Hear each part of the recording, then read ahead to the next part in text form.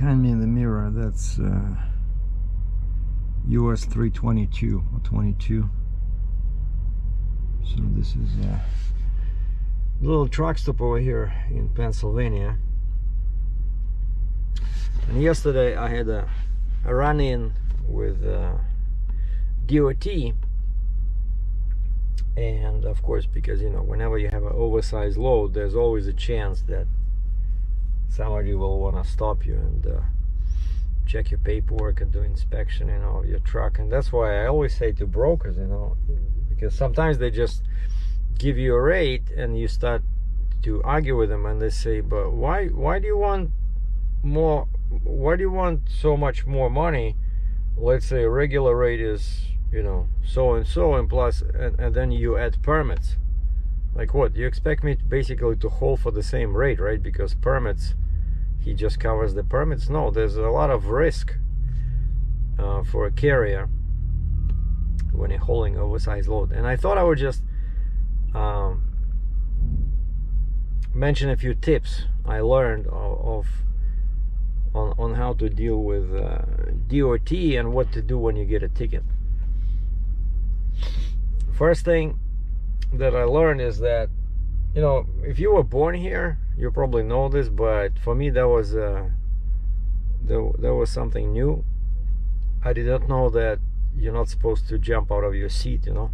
Once they stopped me in Michigan, and you know, the guy is walking, right, like there's a 53-foot long trailer and the truck, and I was trying to be helpful, so I opened the door and I came around and I said, yes sir, anything's wrong, like what's the problem?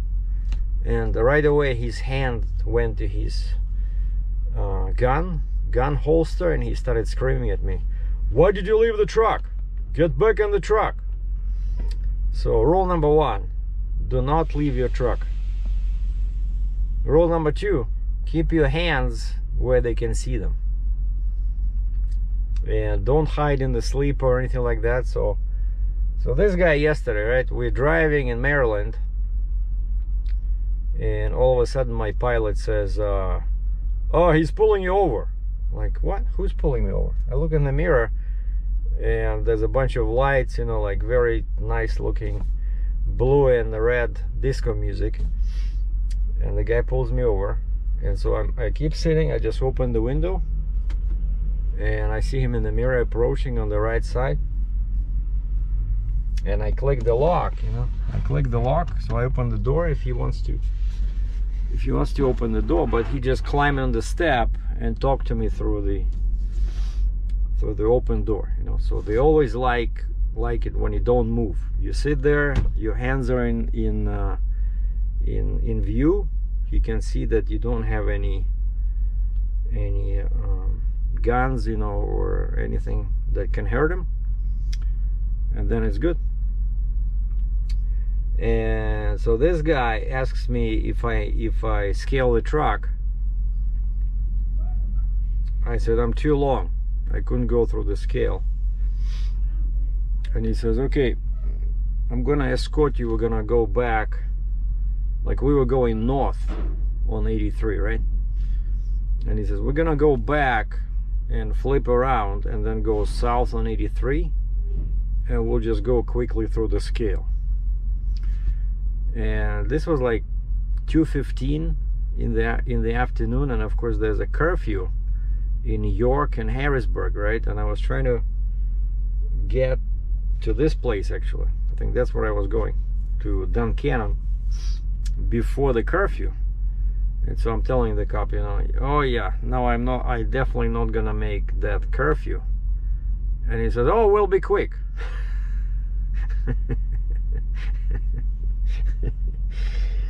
Oh boy. Anyway, so yeah, I spent the night on the shoulder at the gas station, and if I look tired, that's because I could hardly sleep, because you know, they park your truck and they tell you what to do, and you cannot leave, you know. So I had to wait for some paperwork, and I had to wait for police escort, all that good stuff. Anyway, and I-83, it's so busy even at night, You know, I don't know why I like the highway was over here, and for some reason I laid down with my head. I should have laid down that way, but there was an incline in there. Anyway, finally in the morning, I think like 10 o'clock, my police escort showed up to take me 5 miles south on 83 to turn around and go back 8 miles north to PA line. And then he flashed his lights, kind of like goodbye, and went in the middle to turn around. See, it's cool to be a cop. You don't have to look for an exit, for a ramp, you know. He just turned around where it says official use only.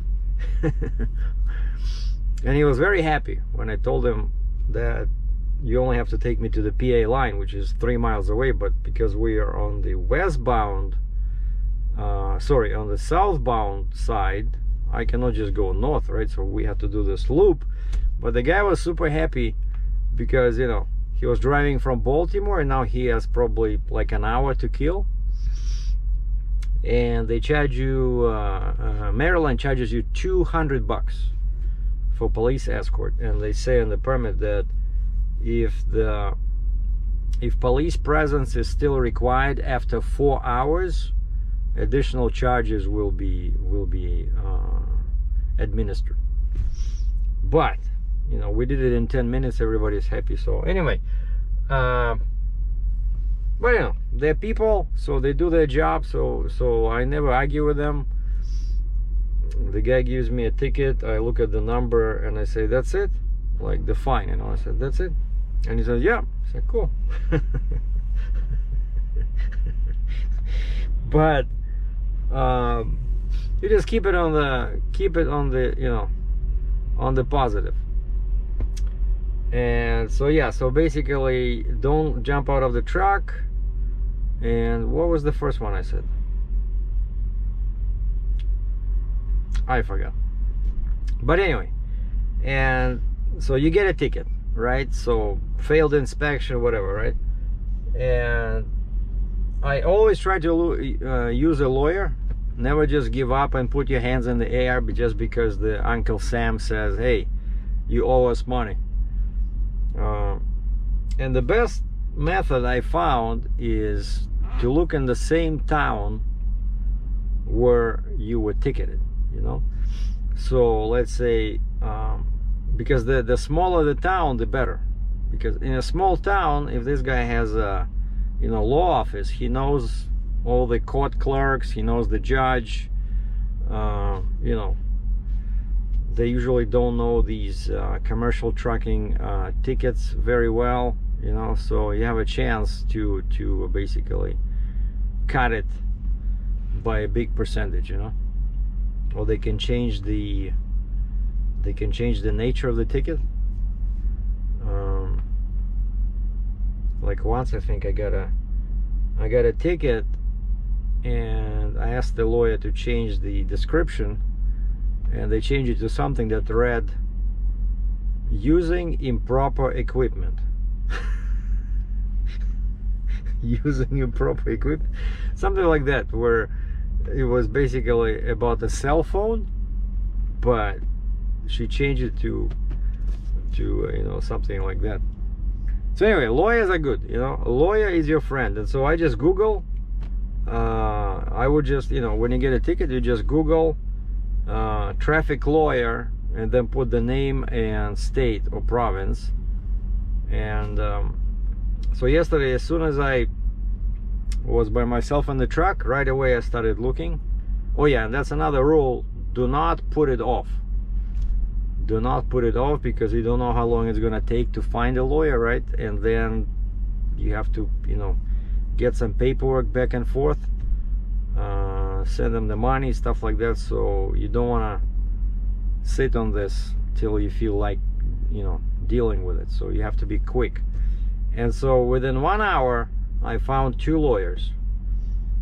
One, when I Googled, there was a ad, you know, not like a regular Google listing, but it says ad. So the guy paid to Google to be at the top. So I don't like those, because that's just, you know, people are after money.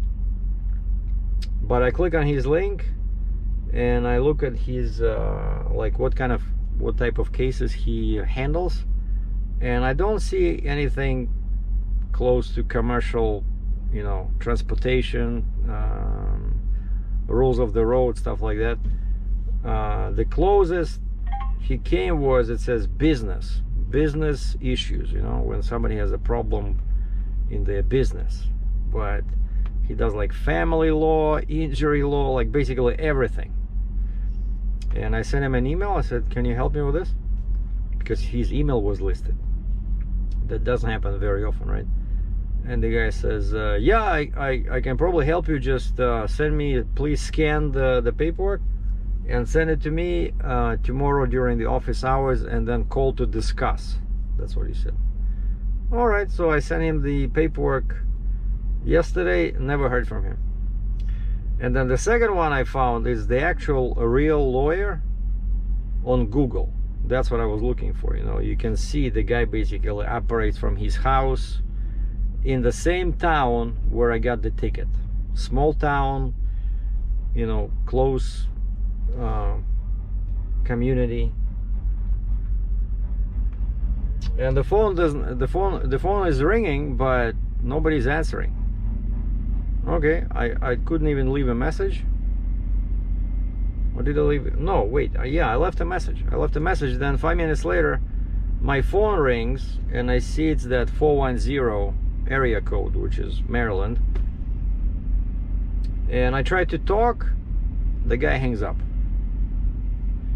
And he's like, yeah? And I said, sir, I'm not sure, you just called me. I said I was looking for a pilot escort car, and I was looking for a lawyer. And the guy says, I am a lawyer, but I'm a retired lawyer. I said, there you go. So are you, and I still see the name on the computer of that listing. I said, are you Stewart? I think that was his name. He says, yeah, but I'm retired. I'm now in Florida. And that's why he says, I'm sorry, that's why I hang up, because it says Canada. I don't know anybody in Canada. Well, I says, now you know me, you know. I'm just looking for a traffic lawyer that deals with commercial issues, commercial transport. I said, well, if you don't, you know, and that's another good thing. Like, if you find a lawyer like that in the same town, small town, even if he or she cannot help you, right? They will probably know somebody who can, you know, like they will know a lawyer who specializes in this kind of thing, you know. And I was counting on that, and so I wasn't too upset when the guy said he's retired and he's in Florida. But I said, do you know anybody who can help me? And he says, yeah, I know, I can give you the name. He says, this guy deals with truck tickets and stuff like that. Okay, so I wrote down the name, I wrote down the number, and I look at the clock, and it's like 6:30. So I call the guy, because if it's small town, you know, maybe it's his cell phone, I don't know. The guy answers the phone at 6:30. I said, oh, I'm sorry, I got your phone number from this gentleman, you know, and I was wondering if you can help me. And he says, oh yeah, he says, I'm on my cell phone in my home. Let's, you know, tomorrow, if you can send me your paperwork, and we can talk about this. But he says, I think I can help you. He says, I work with trucking companies before. Okay. And so today, Friday, I called him at 10 o'clock in the morning, and he says, oh, I'm still not in the office.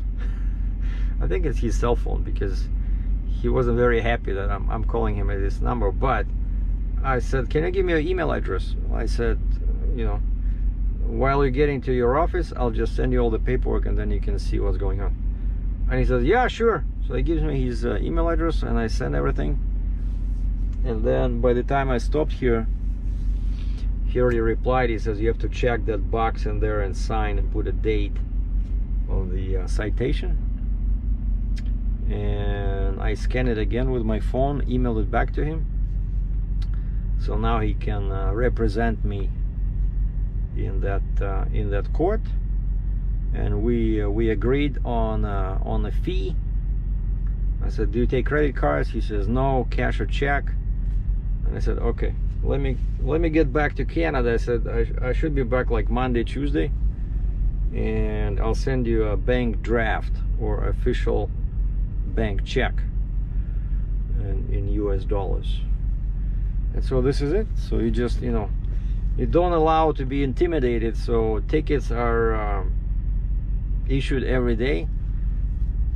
You just have to fight them and act quickly, and be polite with the cops, respect the law, but it's their right to give you a ticket. It's our right to fight it. So especially when it's if it's like anything over like $1,000, I would never pay without a fight. And so the weather today is pretty good, but it's a bit deceptive because it's cold. In the morning it was like -6 Celsius. I think now it's like +3 or what, 38 F. And I have this huge load, right? So I was getting low on fuel, and I knew that this pilot will be expensive, but I did not expect $3.75 per gallon. And so I said, you know what, just give me 50 gallons, that's it. $200, and that's what I got. So today is Friday, so I'm gonna stay here till tomorrow, and then I have my PA permit, and PA allows me to travel on the weekend, but New York is off limits till Monday because I'm over 10 feet wide. If I was under 10 feet wide, I could have been driving till lunchtime, but I'm wider than that, so I cannot enter New York. So the plan tomorrow is just to get close to New York line, and because I have my booster, I need to get a pilot this time because of the weight of the booster and stuff like that. So I'm talking to the lady in Buffalo that helped me a few times, and she has cars all over the place. So that's it. So hopefully today it's not going to be as loud as yesterday, and I'll be able to get a good night's sleep, because you feel so tired, right? When you constantly wake up, you fall asleep, then the truck goes by like really close, boom, you cannot sleep. And I hate these guys. I can hear the reefer going. Oh no, it's not a reefer, it's the guy is just idling his truck. Anyway, so those are the news. I wish you guys a happy and safe weekend. And Monday is March 8th. I gotta call my mom because it's a big holiday in Russia. It's Women's Day. They all celebrate it over there. So everybody calls their mothers, sisters, daughters, and wishes them all the best. So I'm gonna call my mom and see how she's doing. My brother is still in Sochi in Russia, recuperating from his shoulder accident, and he's renting an apartment. He's out of the hospital, so he's renting an apartment, and now a few times a week he goes to for some therapy, like physical therapy. I sent him a couple of $100 because he's been there. He left Moscow when in December, and he had to buy some clothes, he had to buy some tires, winter tires for his car. So I'm not sure how he's surviving over there, but he sounds pretty chipper on the phone, and we exchange messages by email. Like you record the message on your phone and then you email it, and he sounds okay. I told him about this ticket. I said, yeah, stuff happens, what do you do? But I said, I already found a lawyer. Cool. So those are the news. Have a good weekend. Thanks for watching. Ciao.